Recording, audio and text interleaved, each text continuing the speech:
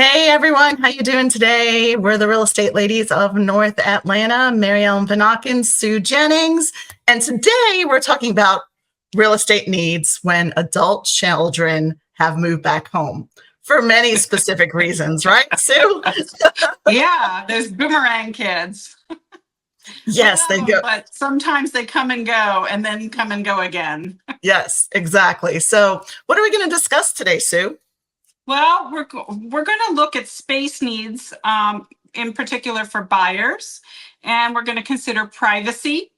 We're going to talk about financial planning and resale value. And then when we look at sellers, we're going to talk about highlighting multifunctional spaces that have already been created Mhm. in a home, privacy and independence again, financial incentives, and professional appraisals. And then we're going to give some general tips about communication, legal considerations, and community amenities. Nice, fantastic. So let's Yeah, start with at assessing space. Okay, right. so you've got a family, and they're like, I think my college student just came home. They just got a job. They want to save money, so they're going to stay with us. Mhm. Maybe a couple months, maybe longer. Who knows? That's a good scenario. First off, because Right. it's not permanent, but then the buyers are like, well, we have to have a space in case our kid comes home. Right. So they need some extra bedrooms. They need some extra living areas like secondary family room spaces, maybe some suites. And they need to, perhaps repurpose some existing spaces like home offices or gyms or guest suites to accommodate these boomerang kids, as we like to call them. Yeah, so I mean, there's a couple different scenarios here. So we're seeing a lot of homes being built now that are actually three levels. So it's like one Mhm. level, and then the next level, and then the top level is more like a gaming space, a man cave, and it has a bedroom. So that's a good case scenario if finding maybe like a new construction that has that kind of feel to it. Right. And then another way is obviously with a basement slash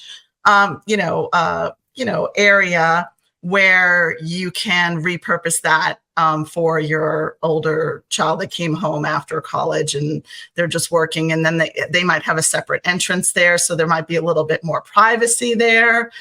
So those are kind of two scenarios I kind of look at. Anything else that Right. we're kind of missing there? Well, sometimes these kids come back with a lot of furniture too, because they've been in apartments when they were in college, or they've been in, maybe had a job in another state and they've come back to the Atlanta area, and they need to stay in the home for several months or a year until they save money and can maybe get out on their own again, whether either in an apartment or to purchase a home. Right. And we know some come home and they're building a house, and the house takes forever to build, and the parents are like, when are you getting out? Right. And then the parents are going, hey, I think you should put your stuff in storage, right? Right. Yeah, that's the one aspect of this that I should have added to our outline today was, possible storage solutions. Right. Because we all like, when our kids like leave the nest, we don't want their stuff coming back, right? I always told my kids that it only had a one-way exit out of the house. It didn't come back. Yeah, there you go. That's a good tip. There you go. Tell your kids it's a one way, no two way.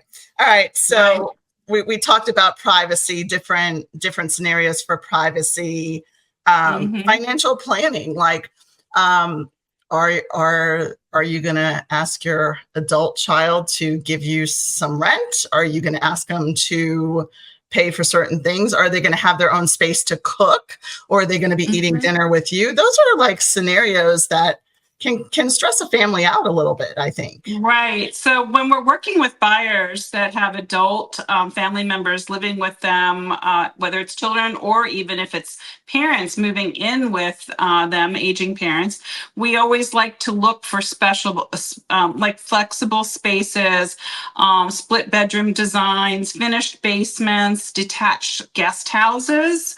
Yeah. Sometimes there's a detached garage with like a loft area above Yeah. closet that could be outfitted with a small kitchenette, or, a bathroom and a bedroom, a little bit of a living space. And, some of this takes financial planning, including how you're going to handle utilities, food, and, other expenses, and even where you're going to park their car. Oh, that's a big one. We were thinking Mhm. just like Sue, because I was just about to say that. Oh my goodness, where are all the cars going to park? It's kind of like sometimes, if you have like 3 or 4 kids and you know that they're home for the summer from college and you see your neighbors and they're all stacked up with all the cars. And it's Mhm. like, all right, we all have to put our keys so that we can move the cars. It's kind of like musical cars, right? Who Right. needs to get out first? That's who gets in so yeah, that can also be a challenge too. And I know people that have actually, when they're looking for a house, they're looking for an area where they can make another area for cars to park, like another Mhm. little, area that might work for those cars. Right, right. Space on the side of the driveway where perhaps another garage could be built, or Right, even just a paved area where they could park 2 or 3 more cars. right. So It's that you're very, not very playing. helpful So to you're have that. so you're not playing that musical cars. Wait, who has to go to work first and what time? And you're always shifting the cars around. So that's Right, exactly, exactly. So, we always, try to look at this long term, that the kids aren't necessarily going to stay forever. And, what are you going to do with these spaces when the kids move out? Like if we're working with buyers, is this perhaps a home that has the potential for some secondary income, some passive income in terms of having renters eventually take over the space? And is that a locked space? Is that a space that's separate enough from the home that you can have somebody else living there, unrelated to your family, in the future after your kids move out? And, could you perhaps get some additional income, rental income out of the property? And what is the appreciation value of this home potentially, so that it's a good investment for you today? right. And you want to make sure that if you're doing updates and you're moving things around in a property, that you're not just doing it for your satisfaction. That Mhm. when you resell, you want to be able to um, not lose money on that renovation. Right, right, right. I recently saw a property that was actually under construction, and it actually will have, the builder told me, 5 kitchens. So I was trying to figure out how many adult children they have moving back in, or Oh my mother-in-laws, goodness, or 5 whatever. kitchens. I don't think I've seen more than maybe 2 or 3. I don't know what people are thinking. I guess people are trying, we are seeing multi uh, Generational. generations coming Right. into. So, I mean, I know that we're just talking about adult children, but I think we'll definitely talk another time about, family members, whether it's sisters, brothers, or older family members, grandfathers or grandmothers and things like that. So I think that's just another tactic. So we're just dealing with those adult kids that come home that maybe they're trying to save money for their wedding. They're trying to save money for their, Well, for their down payment for their own home, too. right. Because Yeah, rent is so expensive, right? right. And even if you paid your parents a little bit of money, you know what I mean? I think that Hmm. that's better than how expensive an apartment is. And it also just helps your children be responsible to purchase a property instead of renting a property and throwing their Right, money away. So it's a right. smart decision, I think, on everybody's part. And then teaching those adult children how to be responsible Hmm. and kind of go, you know, until they can find what they're looking for, you know. Right. Right. So, Mary Ellen, when we're working with sellers, how is it different than working with buyers that have, adult children that have perhaps been living in the space and so forth?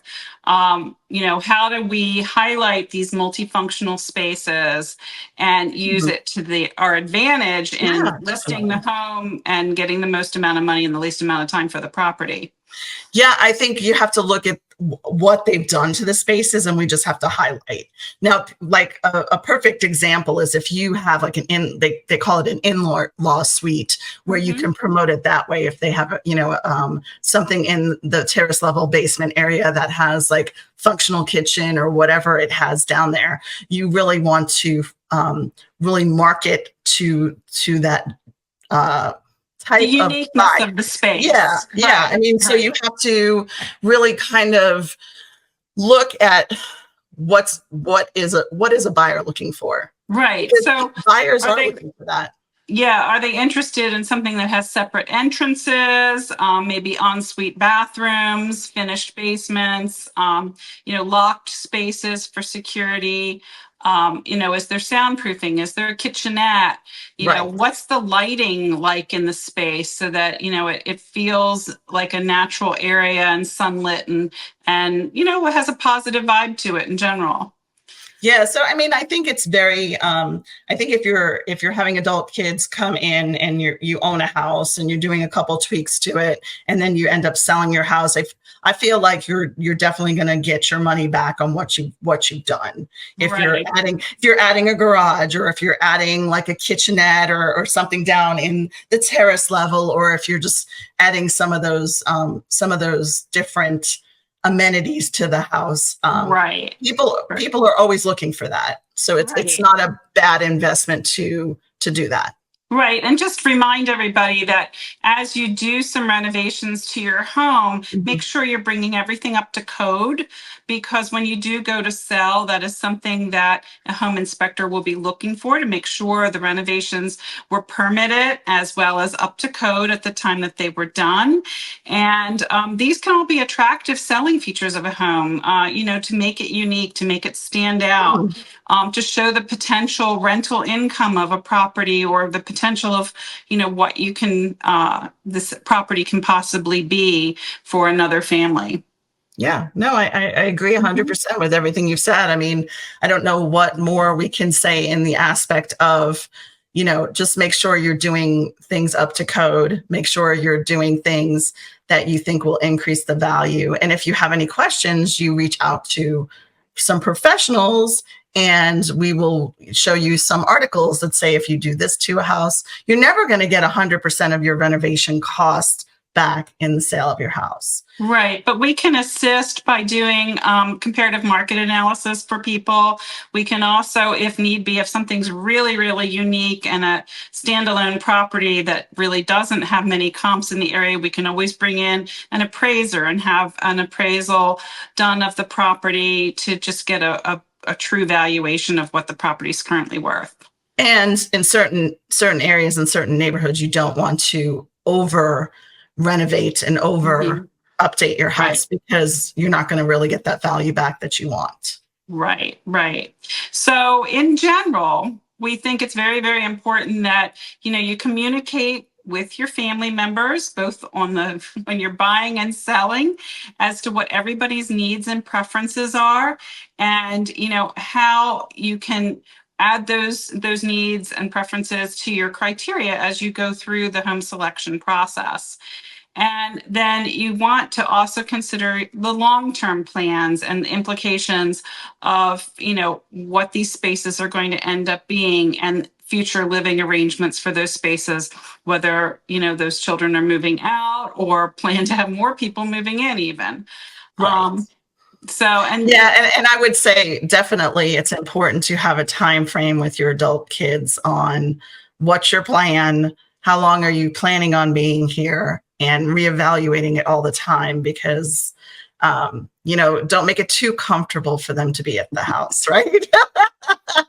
Because they need to move on and have their own house. And I think that that's important, that you have that plan with them and maybe guide them. Sometimes as parents, we have to guide our, children in a direction of, well, we know you want to buy a house and you need to save this amount of money. Can we help you put a budget together or something like that? Which, most adult kids do know how to do those type of things. But sometimes just talking to people with a lot of experience, like your parents, they can help you, kind of guide you in the right direction when it comes to saving money every month for that, for you to get out of the house. And then it's a lot of times the kids will be at home for maybe a month and they're like, nope, I'm going to go buy a place or I'm going to go rent a place because they want to be independent on their own. So like, depending on the situation, I know a lot of times we talk to friends and their kids are home for, a certain period of time. And they were just like, this isn't working. I'd rather just go get an apartment. I just want to be independent. So, just open communication with your adult children about, what their plans are so that you can make it not stressful in your household. Mm-hmm. Yeah. So hopefully, if you're doing this, you're living in or hoping to live in or planning to live in a large enough property so that everybody has privacy and space. And so, Mary Ellen, this leads us into one of our communities that we want to highlight today. Yeah, so we have our second segment today, which is neighborhood highlights. And today, Sue, we're going to talk about a great community called Cambridge. So right. I'll let you fire away about it and we can add some things in as we're talking about it. Well, Mary Ellen and I both have sold several homes in Cambridge. It's located in Johns Creek. It does have an Alpharetta or Johns Creek address, however you want to look at it. It's in a fantastic school area, of course, as that whole area is. And there are 370 homes in this community. It's a swim tennis community. And so the amenities are fantastic. This community is situated close to the technology park. So a lot of people that, are in IT do live in the area and, or even work in IT in Alpharetta, which has another 600 to 700 IT companies. There's like 300 in Johns Creek alone. Plus, it's close to the new city center that Johns Creek is building, which has a lot of future potential for shops and restaurants as well. The amenities within Cambridge are, like I mentioned, swim and tennis. With the swim, there's a fantastic slide for the kids to enjoy. There's swim team, there's a playground, there's a fitness center in the clubhouse there that you can work out.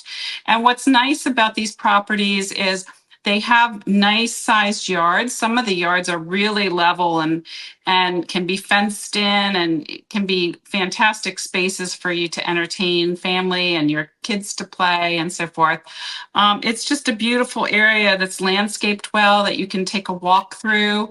And the homes vary in size. They're generally in the $800,000 range, give or take. And they've been selling very quickly, and generally in about a week in that community. The houses are all fairly traditional in style, but do have enough variety that there's uniqueness there between different homes. And it's just a wonderful, wonderful community. It's located off of Sargent Road. Right off Sargent Road and very close to McGinnis Ferry, close to Windward. And I do want to touch something about swim team because, we have some people that are listening to us that are not from Georgia and they're like, swim team, what's that? So a lot of the big neighborhoods here, if they have a big enough pool for swim team, they have swim team, and swim team really runs June and July, like right after the kids get out of school. So now they get out of school and in the end of May, June, they start having meets. So what it is it's a community swim team.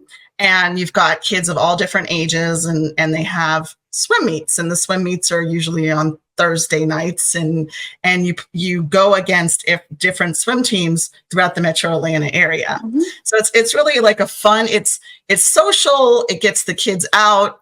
That's why a lot of people love this area because of swim team. They put their kids in swim team. It keeps them busy in the beginning of the summer before people go on vacation.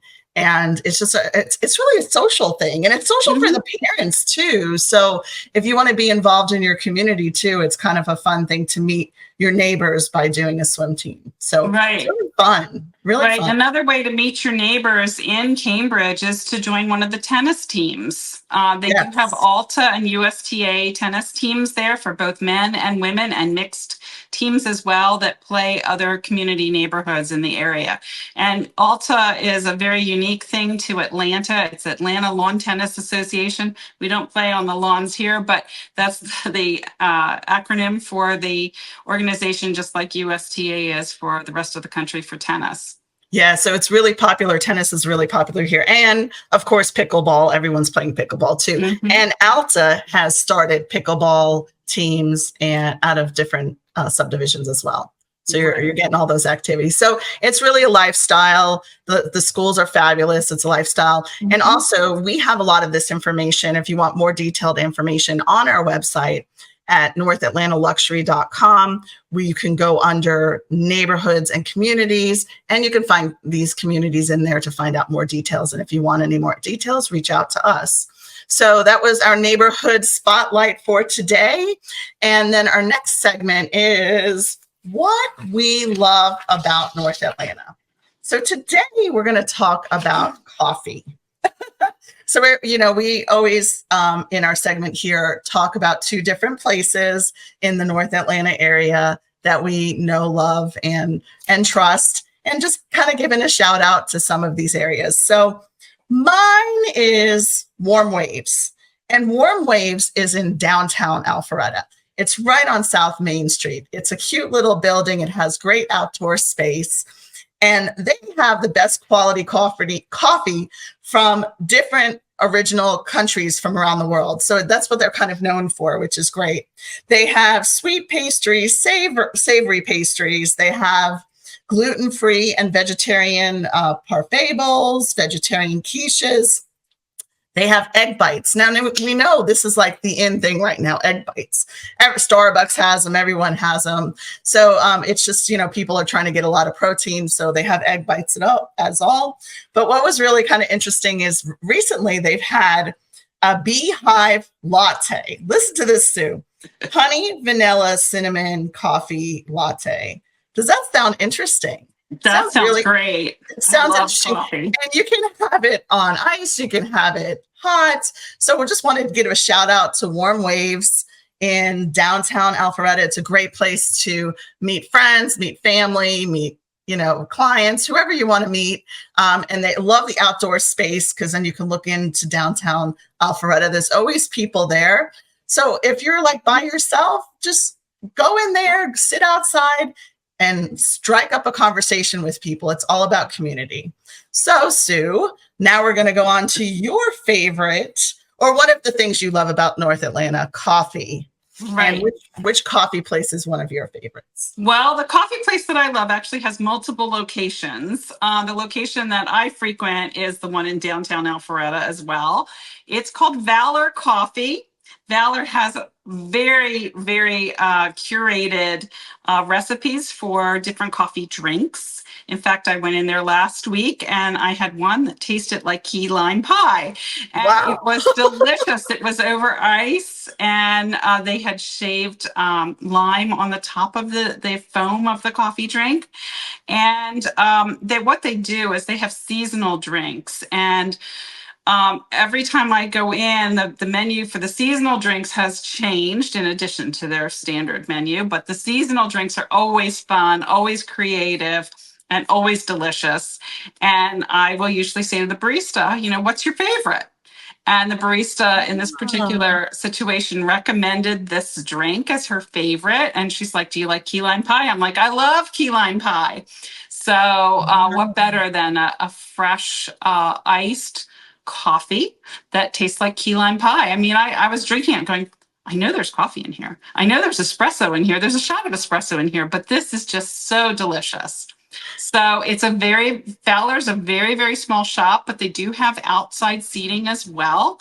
And it's located right across from the Hamilton Hotel, right on Milton Avenue. Yeah, and that's great. And you know what? Even if you don't like coffee, they have other selections of things and unique stuff. So I think that everyone has to understand, even though we're talking about a coffee shop, like usually a coffee shop was just coffee. Now it's like you can get breakfast, you can get lunch there, you can get, teas there, you can get coffees, you can get drinks and specialty drinks. And that just seems to be, it's just not here, have some black coffee, So any one of these places are really creative. It brings the community together. And I love that Valora is right across the street from the Hamilton Hotel. So if you're traveling in Alpharetta and you need a place to stay, that is a fabulous place to stay. And you can just walk across the street and get your coffee. You also can just walk a little bit down the street and go to Warm Waves. So you can go to either one from the Hamilton Hotel there in downtown Alpharetta. Right. So, they're really social gathering places. Even like when you were talking about Warm Waves, one of the things that Warm Waves sometimes has, they have small puzzles, like jigsaw puzzles on their tables. And, we got there one day and one of the members of my party that I was with flipped the puzzle upside down and did it with the wrong side up just for a challenge. So it's just a fun place to meet, greet, and even conduct some business. Yeah, no, it's great. So that was our third segment. And we also, everybody needs to know, we have a weekly newsletter that goes out in the Alpharetta Milton area. So it's all the activities that are going on around there. So you'll see stuff from Valora, you'll see stuff from Warm Waves, and anything that's going in the downtown Alpharetta area and Milton area. We go and we put some information on there too. So it just, like, if you're bored, I don't think you can be bored in Alpharetta. I really don't. There's always a lot to do in Alpharetta. There's every time I'm like, oh my gosh, like every day you could be doing something fun. So I think that you have to look at that when you're looking at an area to move to the North Atlanta area. We live in Alpharetta, so we love Alpharetta. So we're just kind of highlighting some of the things in Alpharetta there. So thanks for tuning in today, and we shall see you soon. Take care. Bye. Bye.